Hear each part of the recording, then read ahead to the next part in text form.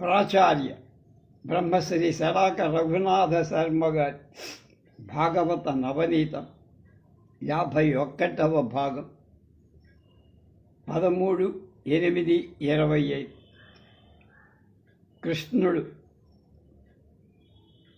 మిథిలా నగర సందర్శనం తరువాత శృతదేవుణ్ణి బహుళాశ్వరాజుని ఇద్దరి చేత పూజలు అందుకొని మహర్షులందరితో వాళ్ళకి హితబోధలు చేసి అక్కడి నుంచి కుశస్థలికి బయలుదేరాడని చెప్పుకున్నాం. శృతి గీత పరీక్షత్ సుఖమహర్షుల వారిని ఇలా అడిగారు. మునీంద్ర, బ్రహ్మము లోకంలోని వస్తువులాగా ఇంద్రియాలకు కట్టుబడదు. లోకంలోని వ్యక్తులకు లాగా సత్వ రజస్తమో గుణాలు ఉండవు. అలాంటి పరమాత్మ తత్వ విషయం 3 గుణాలకు తెలియవచ్చే వేదాలు ఏ విధంగా ప్రవర్తిస్తాయి, వాటికి పరబ్రహ్మానికి ఉండే సంబంధం ఏమిటో తెలుసుకోవాలనిపిస్తోంది. తమరు నా కోరిక తీర్చాలి. ఆ మాటలు విన్న శుకుల వారి పరమానందం కలిగింది. ఇలా మొదలుపెట్టారు. రాజా, చాలా గొప్ప విషయం అడిగారు. చెప్తా విను. పరమాత్మ సృష్టిలో ఉన్న చేతనాలు అచేతనాలు కదిలేవి కదా. అయిన అన్నింటిలో అంతర్యామిగా ప్రకాశిస్తూ తెలియవస్తూ ఉంటాడు. మనం తెలుసుకుంటే కనపడతాడు. అందువల్లనే ఆయను సర్వుడు అనేటువంటి వ్యవహార నామం. పుట్టినా పుడుతున్నా పుట్టబోయి సర్వ ప్రాణులకు బుద్ధి, ఇంద్రియాలు, మనస్సు, ప్రాణం, శరీరం అనే వాటిని సృష్టించి జ్ఞానప్రసాదం పంచి పెడుతూ ఉంటాడు. కాబట్టి వేద సముదాయమంతా ఆయన తత్వాన్ని, గుణ వైభవాన్ని ఎవరికి ఏ విధంగా తెలియజేస్తే తనకెక్కుతుందో అలా వర్ణించి సిద్ధంగా ఉంచి అందులో వ్యాసదేవుల రూపొందించిన శృతి గీత అంటే వేద గీతలు అన్నమాట. అంటే వేద గానము ఒక రకంగా కనుక భ్రమర గీతలు ఉన్నాయి, శృతి గీతలు ఉన్నట్లే ఉపనిషత్తులతో అవి సమానమై వేదాంతాన్ని చెప్పే. అవి పరంపర క్రమంగా అనాదిగా అందరికీ వస్తున్నాయి. తెలియగోరే మానవు శ్రద్ధతో వీటిని అనుసంధించుకో. శ్రీమన్నారాయణుడే స్వయంగా చెప్పిన ఒక ఉపాఖ్యానం దీనికి సంబంధించింది ఉందయ్యా, అది వినిపిస్తా విను. శ్రీ నారదుల భగవంతుడికి చాలా ప్రియమైన మహర్షి కదా. ఒకరోజు ఆయన బదరీ క్షేత్రంలో నారాయణ ఆశ్రమానికి వెళ్ళారు. అక్కడ మహర్షులతో కొలువితూరివన నారాయణ మహర్షిని సందర్శి, ఇప్పుడు నువ్వు నన్ను అడిగినట్లే ఆ స్వామిని అడిగాడు నారదు.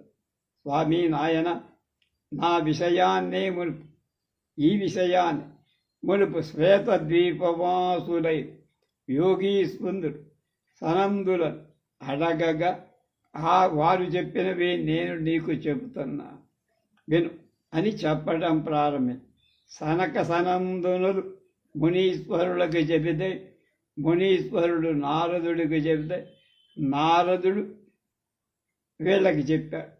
ఆ విషయం నాకు చెప్తున్నా.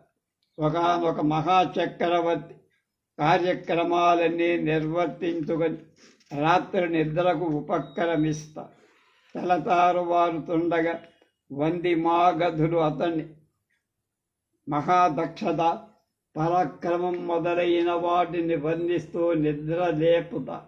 అదేవిధంగా జగత్తు ప్రళయం పొందిన సమయంలో గొప్ప శక్తులతో కూడిన సర్వేశ్వరుడు యోగ నిద్రలోకి ప్రవేశించిన సమయంలో వేదాలు ఆ పరమ పురుషుణ్ణి స్తోత్రం చేస్తూ ఉంటాయి. పరీక్షిత్ మహారాజ ఆ వేదాలు చేసిన స్తోత్రాన్ని శ్రీమన్నారాయణ ఆది గురువు నారదుల వారికి ఇలా బోధించి శృతి గీతల సారస సంగ్రహం వేదమాత సర్వేశ్వరుని ఇలా స్తుతించింది. శ్రీమన్నారాయణ దేవ, జయం జయం. నువ్వు సకల జంతువులకు జ్ఞానం అనుగ్రహించేవాడు. వాళ్ళు అజ్ఞానం వల్ల ఏవైనా తప్పులు చేసిన వాటిని నువ్వు మంచి గుణాలుగానే తీసుకుంటావు. జ్ఞానం, విజ్ఞానం, సంపద, ధర్మం, వీర్యం, పాలకత్వం అంటే అనే 6 గుణాల సమగ్ర శక్తితో వారిని స్వపరిపూర్ణుల్ని చేస్తూ ఉంటావు. అంటే నీలో తాదాత్మ్యాన్ని వాళ్ళకు కలిగిస్తుంది. ఏదైనా ఒకటి ఏర్పడి ఉన్నది అంటే దాని కర్త ఒకడు ఉండాలి కదా. ఏర్పడేదానికి కార్యమని, ఏర్పాటు చేసిన తత్వాన్ని కారణమని అంట. తత్వ విచారం చేయగా తెలియవచ్చే విషయం ఏమిటి అంటే ఆ కార్యం కారణం రెండూ నువ్వే. సరైన జ్ఞానం లేకపోవటం వల్ల రెండుగా అవి కనిపిస్తాయి. అలాంటి నీ యందు కార్యాలుగా లెక్కకు వచ్చే వేదాలు ప్రవర్తిస్తూ ఉంటాయి. అంటే వేదాలను రూపొందించింది నువ్వే, వేదాలు నువ్వే. కానీ కార్యమైన ఈ జగత్తంతా ప్రకృతి అనే 3 గుణాల కలయిక వల్ల ఏర్పడిన తత్వంతో కలిసిపోయి నిన్ను వేరుగా భావిస్తావు. దీనివల్ల గొప్ప అనర్థం జరుగుతుంది. అదేమిటంటే సంసారమనే సముద్రంలో మునిగిపో. దీని నుంచి బయటపడి మళ్ళీ నీతో ఒక్కటిగా అయిపోవాలంటే నీ అనుగ్రహం తప్ప వేరొక మార్గం లేదు. కాబట్టి ప్రకృతితో కలగా పులగమై ఉండే స్థితిని పోగొట్టి నీతో ఒక్కటి అయ్యేటువంటి ఐక్యమంది మహాప్రసాదాన్ని అనుగ్రహి. అంతేకాదు జ్ఞానాన్ని, విజ్ఞానాన్ని పరిపూర్ణంగా పండించుకొని నీకంటే వేరైందేది లేదు అనే భావం నిరంతరం నిండి ఉండే యోగీంద్రుడు ఇంద్రియాలకు గోచరించే ఈ పంచ పంచ పంచ పంచ ఆత్మకమైన ప్రపంచాన్ని బ్రహ్మంగానే దర్శించుకోండి. ఈ జగత్తంతా నీలో లయమైపోయిన మిగిలి ఉండే శేషుడవు నువ్వే కనుక వారు నిన్ను మాత్రమే అనుభవంలోకి తెచ్చుకుంటా. ఒక పదార్థాన్ని ఒక ఆకార విశేషం చేత ఉండ అంట, మరొకటి బాల, ఇంకొకటి మూడు, వేరొకటి పెడత.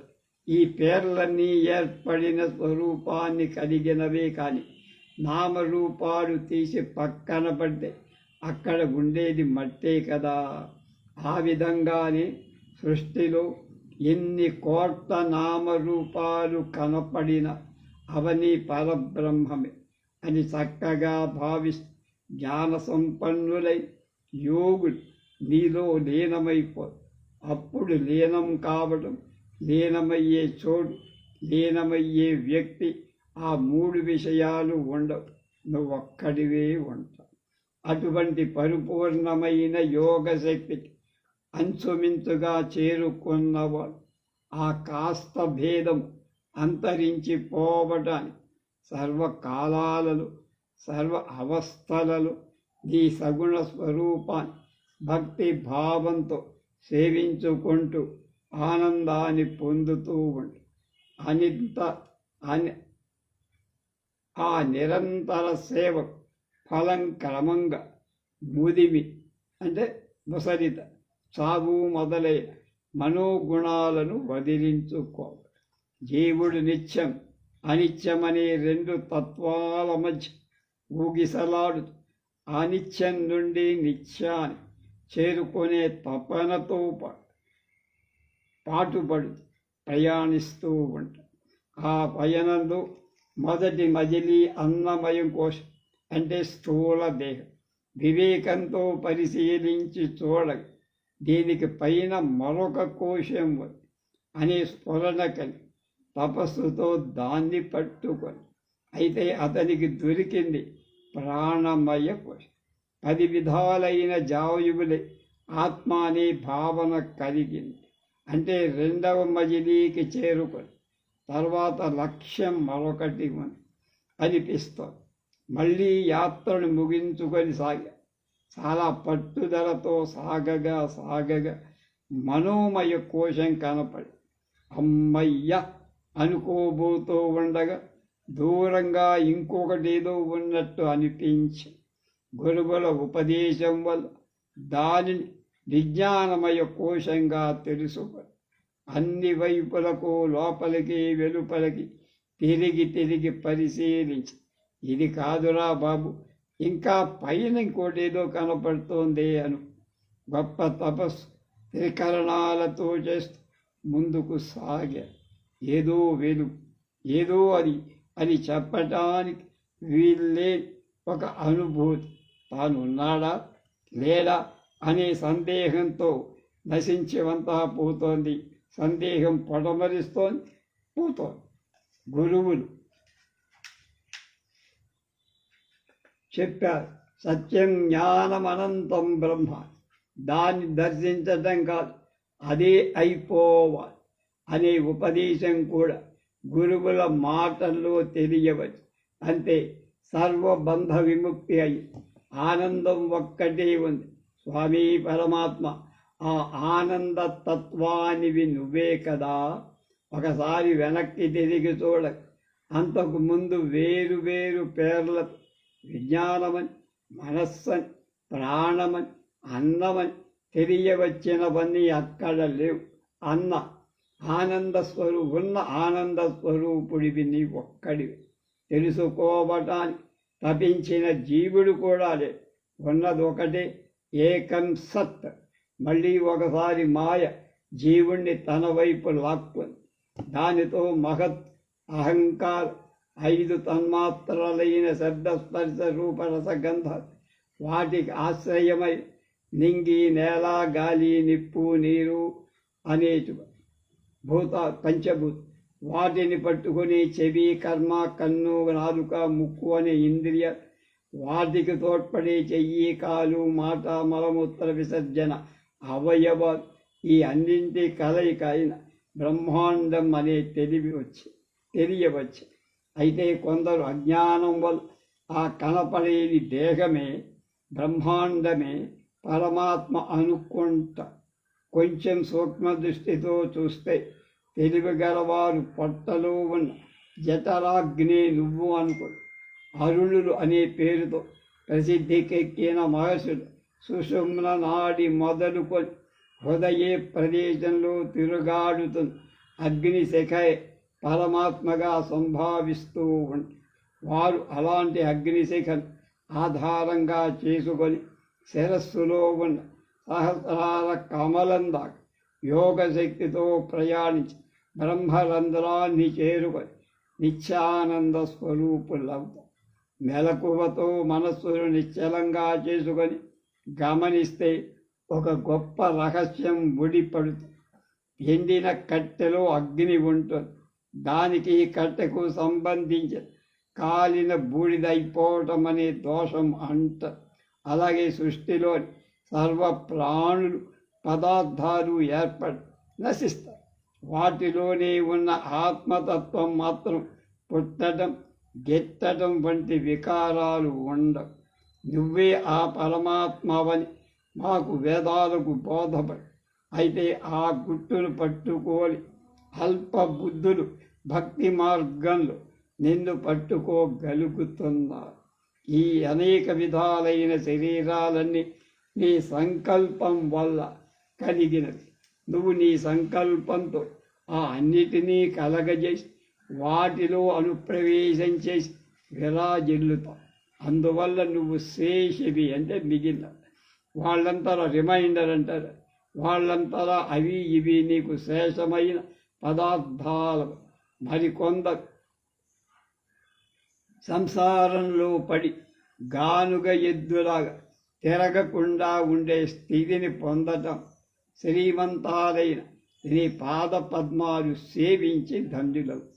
ఈ ఆత్మతత్వాన్ని తెలియచేయడం కోసమే నువ్వు పరమ వాత్సల్యంతో రాముడిగా, కృష్ణుడిగా అనేక విధాల రూపాలు ధరించి దిగొస్తూ ఉంటావు. అవతారం అది ఈ దీన జనుల ఉద్ధరించటం కోసం ఎవరైనా వాళ్ళని నిలదీసి భగవత్ చరణారవింద సేవ ఎందుకయ్యా అని అడిగితే ఆ సేవలోనే మాకు పరమానందం లభిస్తోందయ్యా, ఇంకా ఏం కావాలి మాకు అని ఎదురు ప్రశ్నలు.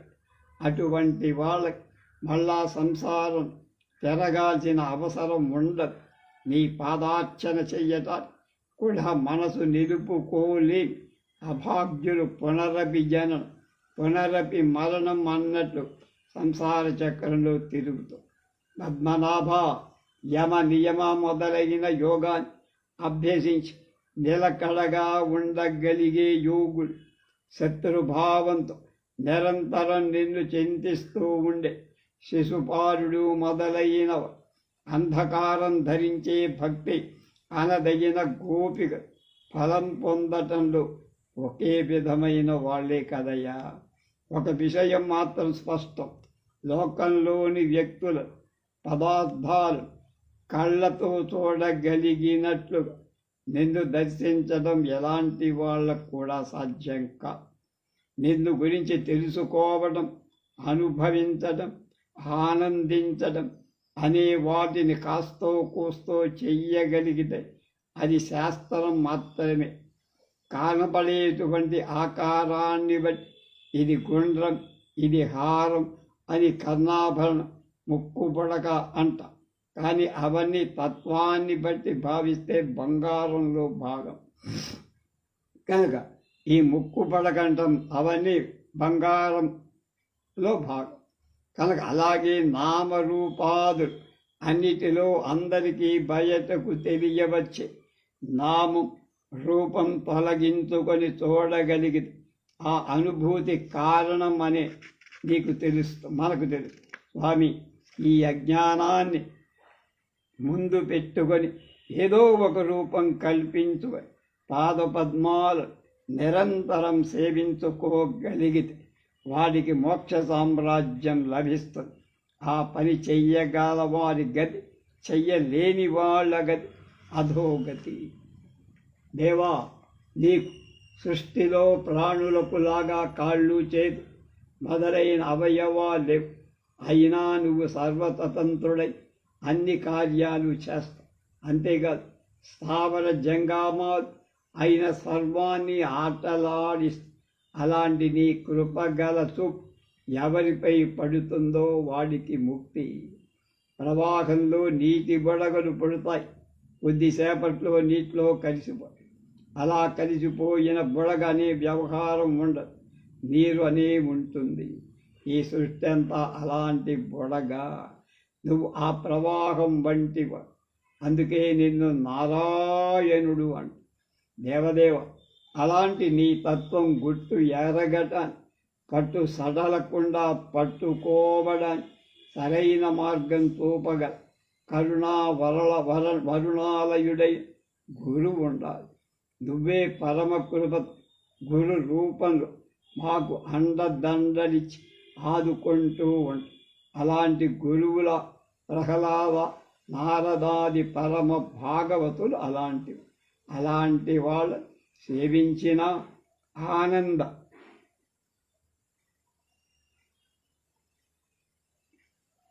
సామ్రాజ్యం అందుబాటులో అని అనేక విధాలుగా వేదాలన్నీ పరమాత్మను స్తుతించారు. అదే శృతి గీత. అవి ఆది గురువైన పరమాత్మయే అయిన నారాయణుని వల్ల సనందుడు మొదలైన నిత్య కుమారుడు తెలుసుకున్నాడు. దాన్నే నారాయణ మహర్షి నారదుడికి ఉపదేశించి ఆ మహాత్ముడు మా తండ్రి గారైన వేదవ్యాస మునీంద్రుడికి బోధ చేసి దాన్ని మా నాయన గారు నాకు ఉపదేశించారు శుకుడికి. పరీక్షిత్తు దాన్నే ఇప్పుడు నీకు తెలియచేస్తా. అంటే ఈ జ్ఞానదీపం పరమాత్మకుడిలాగా నిత్యమైంది, సత్యమైంది, ఆనంద రూపం. రేపు విష్ణు సేవ యొక్క మహిమ ఏమిటో తెలుసుకో.